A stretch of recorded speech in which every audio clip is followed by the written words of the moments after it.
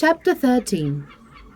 The sudden termination of Colonel Brandon's visit at the park, with his steadiness in concealing its cause, filled the mind and raised the wonder of Mrs. Jennings for 2 or 3 days. She was a great wanderer, as everyone must be who takes very lively interest in all the comings and goings of all their acquaintance. She wondered with little intermission what could have been the reason of it, was sure there must be some bad news, and thought over any kind of distress that could have befallen him with a fixed determination that he should not escape them all. "Something very melancholy must be the matter, I am sure," she said. "I could see it in his face. Poor man, I am afraid his circumstance may be bad. The estate at Delaford was never reckoned more than 2,000 a year, and his brother left everything sadly involved. I do think he must have been sent for about money matters, for what else can it be? I wonder whether it is so. I would give anything to know the truth of it. Perhaps it is about Miss Williams, and by the by, I dare say it is, because he looked so conscious when I mentioned her. Perhaps she is ill in town. Nothing in the world more likely, for I have a notion that she is always rather sickly. I would lay any wager it is about Miss Williams. It is now not so very likely that he should be distressed in his circumstances now, for he is a very prudent man, and to be sure must have cleared the estate by this time. I wonder what it can be. Maybe his sister is worse in Avignon, and has sent for him over. His setting off in such a hurry seems very like it. Well, I wish him out of all trouble with all my heart, and a good wife into the bargain." So wondered, so talked Mrs. Jennings, her opinion varying with every fresh conjecture, and all seeming equality probable as they arose. Eleanor, though she felt really interested in the welfare of Colonel Brandon, could not bestow all the wonder on his going so suddenly away which Mrs. Jennings was desirous of her feeling. For besides that the circumstance did not, in her opinion, justify such lasting amazement or variety of speculation, her wonder was otherwise disposed of. It was engrossed by the extraordinary silence of her sister and Willoughby on the subject, which they must know to be peculiarly interesting to them all. As this silence continued, every day made it appear more strange and more incompatible with the disposition of both. Why they should not openly acknowledge to her mother and herself what their constant behaviour to each other declared to have taken place, Eleanor could not imagine. She could easily conceive that marriage might not be immediately in their power, for though Willoughby was independent, there was no reason to believe him rich. His estate had been rated by Sir John at about 600 or 700 a year, but he lived at an expense to which that income could hardly be equal, and he had himself often complained of his poverty. But for this strange kind of secrecy maintained by them relative to their engagement, which in fact concealing nothing at all, she could not account. And it was so wholly contradictory to their general opinions and practice, that a doubt sometimes entered her mind of their being really engaged, and this doubt was enough to prevent her making any inquiry of Marianne. Nothing could be more expressive of attachment to them than Willoughby's behaviour. To Marianne it had all the distinguishing tenderness which a lover's heart could give, and to the rest of the family was affectionate and attention of a son and a brother. The cottage seemed to be considered and loved by him as his home.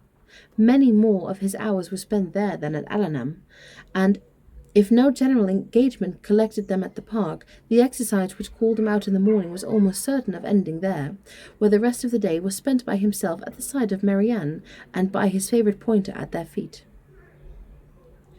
One evening in particular, about a week after Colonel Brandon had left the country, his heart seemed more than usually open to every feeling of attachment to the objections around him, and on Mrs. Dashwood's happening to mention her design of improving the cottage in the spring, he warmly opposed every alteration of the place which affection had established as perfect with him.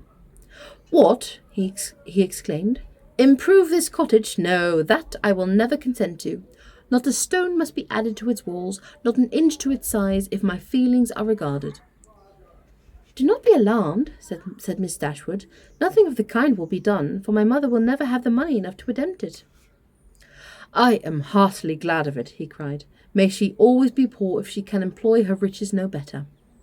Thank you, Willoughby, but you may be assured that I would not sacrifice one sentiment of the local attachment of yours, or of any whom I loved, for the improvements in the world.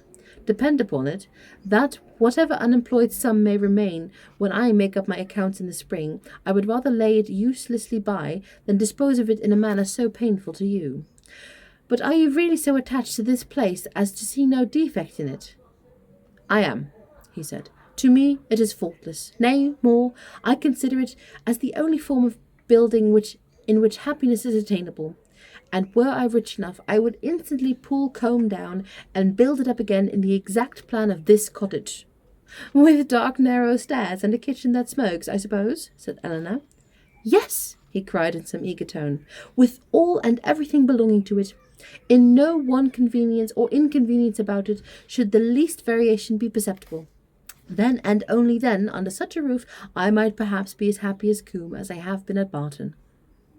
I flatter myself, replied Eleanor, that even under the disadvantage of better rooms and a broader staircase, you will hereafter find your own house as faultless as you now do this. There certainly are circumstances, said Willoughby, which might greatly endear it to me, but this place will always have one claim of my affection which no other can possibly share.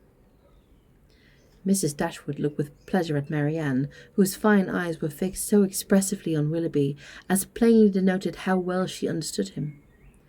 How often did I wish, he added, when I was at Allenham this time 12-month, that Barton Cottage were inhabited. I never passed within a view of it without admiring its situation and grieving that no one should live in it.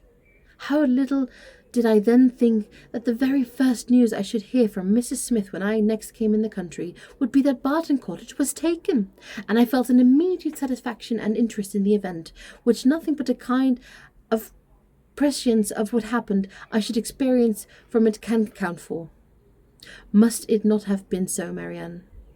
Speaking to her in a lowered voice, then continuing in the former tone, he said, and yet this house you would spoil, Mrs. Dashwood.